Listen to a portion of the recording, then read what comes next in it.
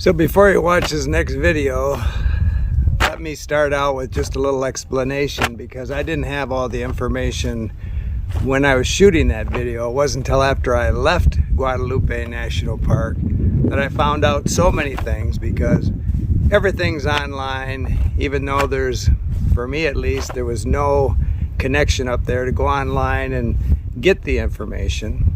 The brochure that was there didn't really have much on the backcountry, and what was there was old, probably trying to use up printed copies. Before I get a lot of comments that, I'm bashing the National Park Service, let me just say that I've always been a National Park Service cheerleader. I've been going to the parks, I said in the 50s, probably 1956, and I've been to most of them. And I didn't leave the Park Service as far as support. The Park Service is leaving me, and it's just because of mismanagement. And this is just an example of mismanagement. My heroes are Muir, Mather, and Malcolm. So John Muir says, "The mountains are calling and I must go." Mather, who, was really the father of Park Service management, is probably turning over in his grave looking at the chaos that they call management today. And Malcolm X would say, "Speak truth to power." And so the morning after my hike and I was leaving the park, I went to the visitor center and I wanted to talk to the superintendent, and I got a ranger there. It said sales something on his, he might be the sales manager of the visitor center, I don't know. He was the only guy I was talking to, and he said, he handed me this comment sheet, said, "This is the best way to communicate." And I said, "I don't want to make a comment, I want to have a conversation." And he said, "This is the best way to make communications with the superintendent." And I said, "Well, does he have a phone number I could just call and talk to him? He must be on the property here someplace."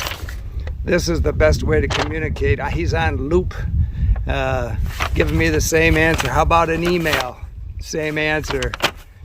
Finally, I said, "So you're refusing to let me have any contact with the superintendent of the park?"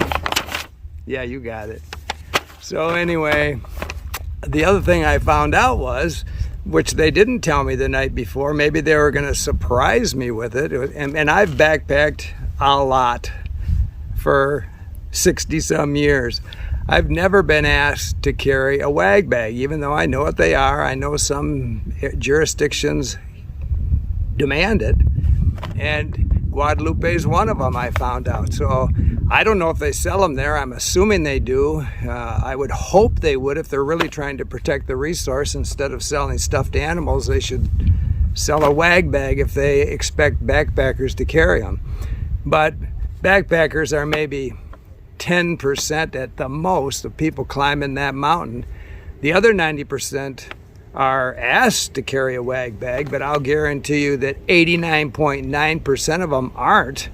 And all the toilet paper I saw up and down that trail was probably day hikers, and they could put a toilet right at the entrance to the campground, which goes back quite a ways, but then day hikers and backpackers could use it and probably would use it, but there's nothing there now.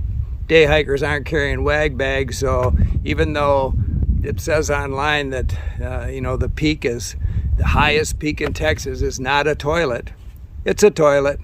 And so you have to wonder, are they really trying to protect the resource, or are they just trying to be on cruise control? So, again, it's a rant. You might not even want to watch it, but you might want to see what it looks like at the highest point in Texas. So take a look.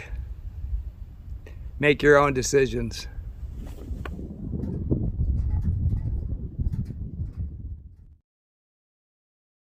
So anyway, I'm in Guadalupe National Park. I'm at the highest point in Texas, 8751. Took me 2.5 hours to get up here. It'll take me less to get down. Took me an hour and a half to get to where I could have camped But I guess, remember when I told you in recreation.gov that you should read the fine print, that all these places are different? And Guadalupe has a rule that they won't give you a permit after 12 o'clock. And I made the mistake of coming in to get mine at 12:27.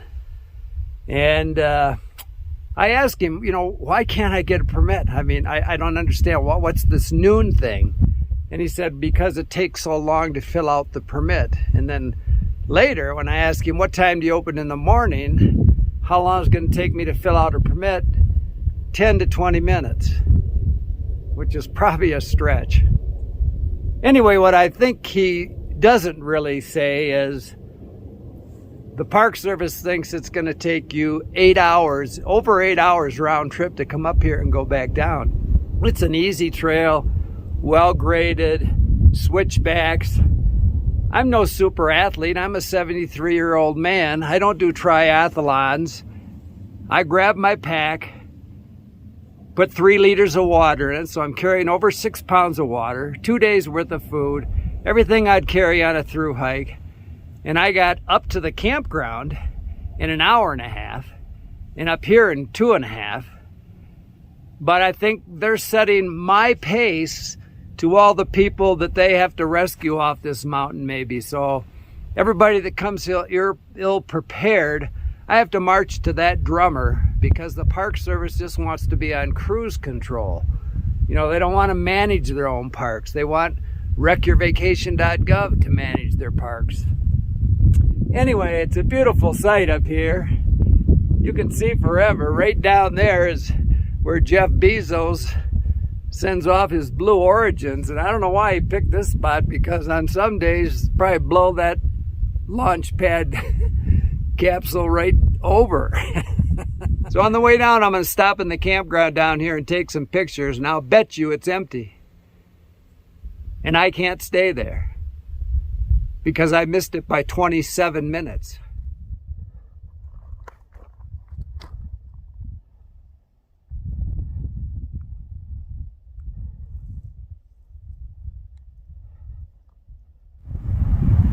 So I'm at the backcountry sites here in Guadalupe National Park that I couldn't stay in tonight because I was 27 minutes late, and they don't make reservations after 12. Now, if you or I were running a campground and it was a Monday night and we had no campers, we would bend over backwards, beg people to come and camp in our campground. But the National Park Service, Guadalupe National Park, they're going to get the same pot of money this year as they did last year, and they'll get it again next year. They don't have to worry about filling vacancies. I've looked at every campground up here, all empty. I would have paid to stay here tonight. They wouldn't take my money because I was 27 minutes late. I would just stay here and take my ticket. But I'm not to that point yet. I used to be really a big fan of the national parks. I've been coming to national parks since 1950. And I appreciate the parks. I appreciate what they're about. But they are going downhill fast. They just want to be on cruise control. Let recreation.gov take care of everything. We don't have to do anything then. We're still going to get our money. It's so inequitable. Every place you go, you run into this problem. You can't camp here, and neither can anybody else. I've told you in Glacier, off the record, backcountry personnel told me we don't owe anybody. When I was talking about them having to do something to take care of the CDT hikers coming through, because they're going to start coming through in bigger numbers every year, and their answer was, we don't owe anybody a permit. Well, maybe it's back to Woody Guthrie, this land is your land, this land is my land. I'm the most liberal person you're ever going to meet, and I probably sound like a conservative, but it's not property rights issues. It's mismanagement. I think these park units need to go back to to managing themselves. And if they can't do that, they better find new personnel that can manage their own parks instead of sending it off to recreation.gov or all these other things that they are concessioning out. We don't want to deal with it. We just want to be here and make everybody a junior ranger. Do I sound like an old curmudgeon? Well, the truth hurts. Keep smiling.